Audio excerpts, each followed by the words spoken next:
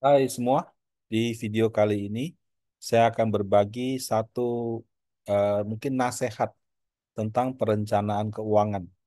Nah, dalam kaitannya dengan nafsu belanja yang susah ditahan gitu. Namanya teori 2 kali, belanja kalap, bebas rasa guilty. Nah, pernah nggak Anda emosi atau kalap ketika membeli sesuatu dan setelah membeli kemudian kita menyesalinya? Ya, ya mungkin pernah ya Bapak Ibu ya. Saya juga merasa pernah seperti itu. Tapi ini kan wajar sekali. Namanya orang kadang-kadang ingin memanjakan dirinya sendiri, pengen enjoy, pengen healing gitu ya. Atau ya kadang-kadang sekedar pride aja, memenuhi dia punya ego gitu. Sebetulnya tidak apa-apa. Yang penting setelah itu tidak feeling guilty, tidak merasa bersalah gitu. Nah, bagaimana caranya? Kita bisa coba teori 2X atau 2 kali. Teori ini saya baca di buku Just Keep Buying yang mengarang itu Nick Marchiuli, bukunya bagus sekali. Saya beli waktu itu ada toko buku mau tutup. Buku-bukunya di diskon. Saya pas masuk-masuk, kayaknya menarik saya beli deh gitu. Nah, saya baca semua sampai habis buku itu. Kebetulan ada beberapa topik yang menurut saya cukup baik. Nah, ini salah satunya. Saya tidak tahu apakah ini yang kembangkan si Nick Marchiuli-nya atau mungkin dia dengar dari siapa kemudian dia tulis. Tapi caranya sangat sederhana dan menurut saya efektif sekali. Bukan teori yang susah-susah atau apa. Jadi ini juga bukan teori yang meminta Bapak Ibu untuk frugal living gitu atau hidup hemat gitu ya. Makan dihemat, dapat dihemat. Bukan, tidak seperti itu. Nah, eh, kemudian kita juga harus tahu belum tentu juga orang yang kalau berbelanja tidak hemat gitu. Ya, kadang-kadang pas duit ada gitu kan, eh, barangnya ada, iklannya bagus, yang jualan pintar gitu kan. Kita pengen pengen eh, apa terpancing untuk beli saja gitu. Nah, yang kadang-kadang yang kalau agak kurang baik itu setelah kita beli kita menyesal ya. Nah, teori ini tujuannya adalah setelah kita berbelanja, kita itu eh, kalau nggak bebas, paling tidak rasa bersalahnya itu lebih sedikit. Ya. Jadi tujuannya sekali lagi bukan untuk ngajarin kita hidup hemat atau apa, cuma mau bagaimana caranya setelah kita belanja kalap tidak terlalu merasa bersalah gitu. Nah, saya kasih contoh ya. Saya ini senang sama komik One Piece. One Piece ini tentang bajak laut. Saya sudah baca ini dari mungkin tahun 2002. Sampai sekarang pun saya masih baca. Kalau edisi di toko buku Gramedia waktu saya bikin materi ini 102. Kalau nggak salah kemarin sudah 105 apa 106 gitu. Kalau versi Jepangnya mungkin sudah 110. Eh, karena saya sangat menggemari komik ini, saya mau beli sekaligus dari nomor 1 sampai 102. Nah, harga buku di Gramet yang dulu-dulu kan murah ya, belasan ribu. Sekarang kan sudah 50-60 ribu gitu. Kalau anggap aja bukunya 50 ribu, berarti kalau 50 ribu kali 102 buku itu 5,1 juta. Apakah saya mampu bayar 5,1 juta untuk beli 102 buku? Harus saya akui saya mampu. Apakah saya feeling guilty atau merasa bersalah? Keluar uang 5 jutaan, padahal ya Bapak Ibu ya, mau baca komik One Piece yang gratisan banyak. Anda bisa ke aplikasinya Shueisha. Shueisha itu yang penerbit komik yang Jepang.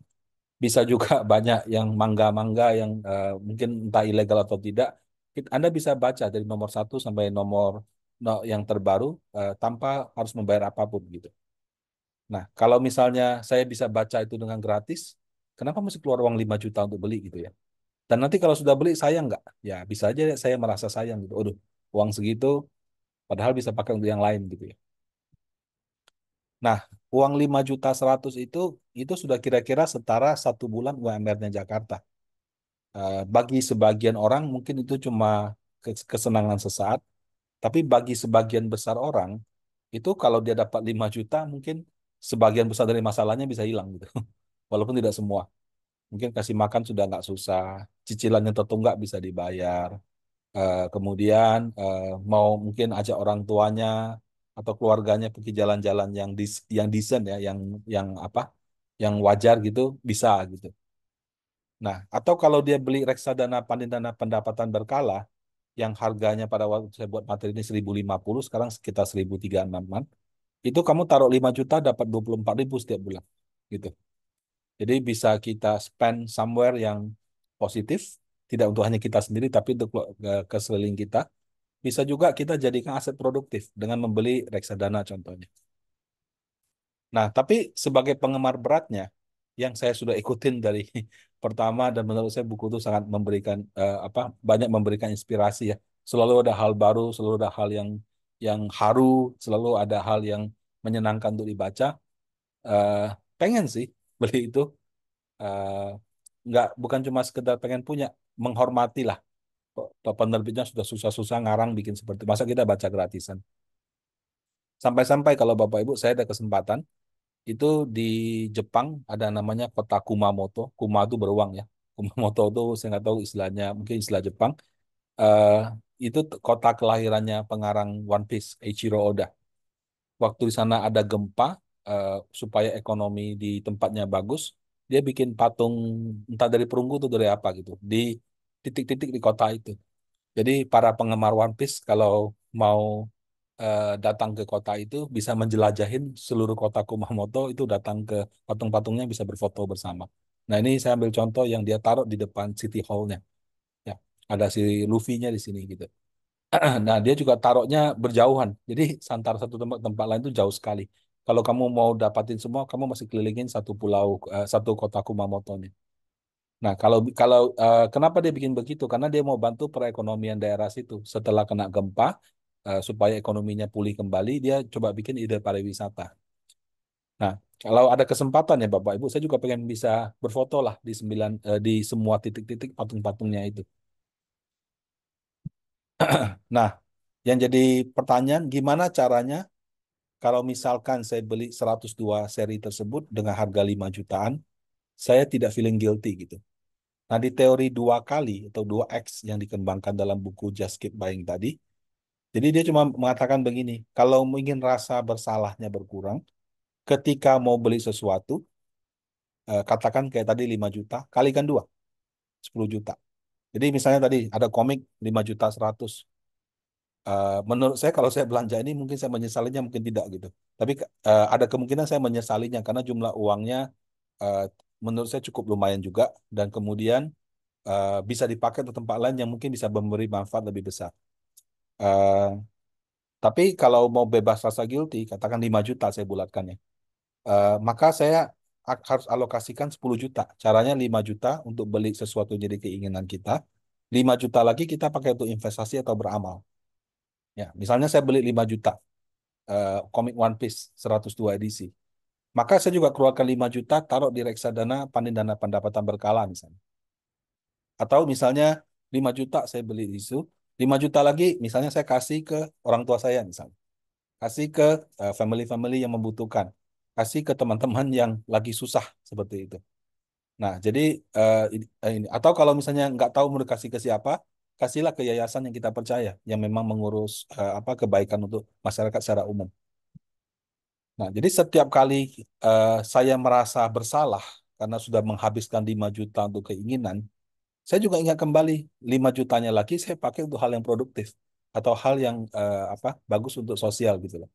Nah, jadi kalau misalnya seperti itu, harapannya rasa bersalahnya agak berkurang gitu.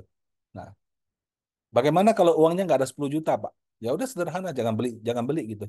Tunggu sampai cukup baru beli. Jadi kalau misalnya mau beli barang yang 10 juta, beli barang yang harganya 5 juta, kita siapkan 10 juta. 5 juta untuk keinginan, 5 juta untuk sosial, atau 5 juta untuk produktif. Kalau misalnya nggak ada 10 juta, ya jangan beli barang yang harganya 5 juta. Adanya berapa? 7 juta, ya beli 3.500.000 dulu. Sisanya pakai untuk hal yang produktif. Nah, jadi daripada sibuk kita membuat pembenaran, mengapa kita harus mengeluarkan uang untuk membeli komik itu? Kenapa kita harus ego sesaat kita harus diturutin? Ya udah, kalau memang saya harus menurutin ego, pada saat yang sama saya berbuat baik. Pada saat yang sama saya juga membuat hal yang produktif. Nah, dengan cara demikian, eh, harapannya ya, rasa guilty-nya, rasa bersalahnya itu bisa berkurang. Dan sekalipun kalau nanti kita belanjanya kalap, ada juga hal-hal baik yang sedang kita lakukan. Nah, demikian tentang teori ini.